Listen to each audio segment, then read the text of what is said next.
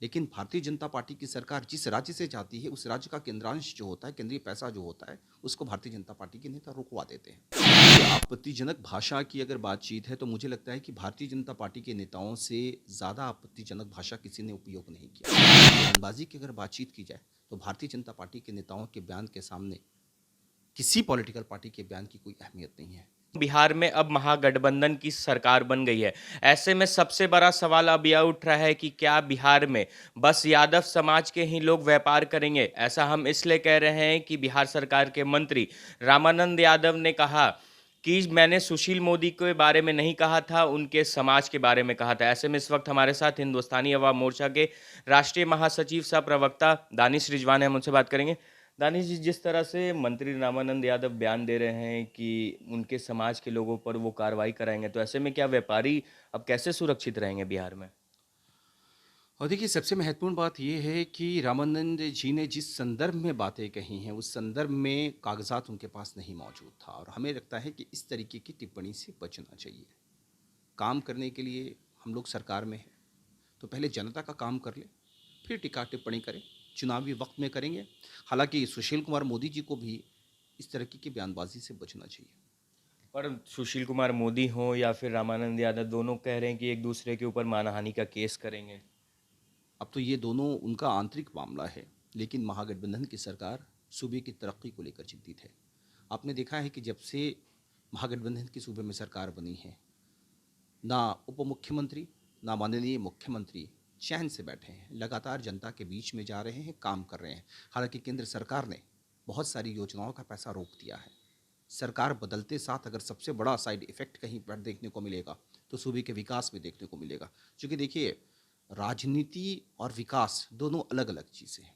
लेकिन भारतीय जनता पार्टी की सरकार जिस राज्य से जाती है, उस राज्य का केंद्रांश जो होता है, केंद्रीय पैसा जो होता है, उसको भारतीय जनता पार्टी के नेता रुकवा देते हैं। बिहार के भी हालात वैसे ही हैं। अभी हमारी चिंता बिहार का विकास है, और महागठबंधन में शामिल तमाम राजनीतिक दल विकास को लेकर चिंतित है कि किस तरीके से बिना केंद्रांश के हम राज्य को आगे ले जाएंगे, उस ओर चिंतित है। लेकिन उसको अब सियासी रंग दिया जा रहा है, बिहार को बदनाम करने की कोशिश की जा रही है। हमें वैसे नेताओं से आग्रह हाथ जोड़कर विनती करते हैं कि राजनीतिक बयानबाजी कीजिए, लेकिन बिहार की छवि को बदनाम मत करिए। 15 साल 17 साल में बहुत मेहनत कर करके बिहारी जो गाली हुआ करता था, हमने उसको ठीक करने की कोशिश की है, और ठीक किया भी है। लेकिन पुनः आप बिहार को उस ओर ले जाने की कोशिश कर रही हैं, ये कहीं से ठीक नहीं है। मंत्री सुरेंद्र यादव हैं, आपत्तिजनक शब्दों का प्रयोग कर रहे हैं। तेजस्वी यादव ने भी सभी मंत्रियों से अपील किया है कि ऐसी भाषा का प्रयोग ना करें, नई गाड़ी ना लें। देखिए, आपत्तिजनक भाषा की अगर बातचीत है, तो मुझे लगता है कि भारतीय जनता पार्टी के नेताओं से ज़्यादा आपत्तिजनक भाषा किसी ने उपयोग नहीं किया होगा।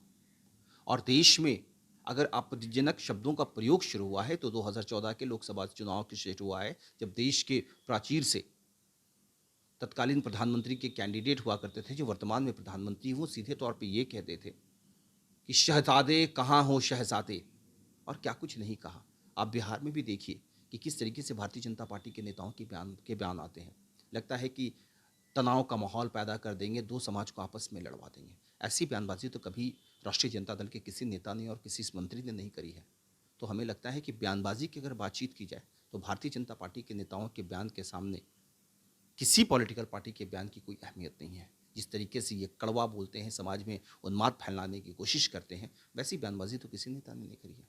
एक आखिरी सवाल, सुशील कुमार मोदी ने कल प्रेस कॉन्फ्रेंस किया और बिहार के कृषि मंत्री सुधाकर सिंह पर कई गंभीर आरोप लगाए। उन्होंने यह तक कहा कि उन्होंने करोड़ों रुपए का गबन किया है, ऐसे में उन्हें मंत्री पद से इस्तीफा दे देना चाहिए।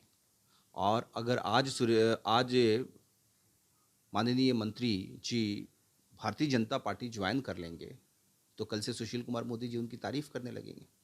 मुझे समझ में नहीं आता है कि भारतीय जनता पार्टी के पास आखिर ये कौन सा वॉशिंग मशीन है कि भ्रष्ट नेता उसमें शामिल होता है और दाग धुल जाते हैं।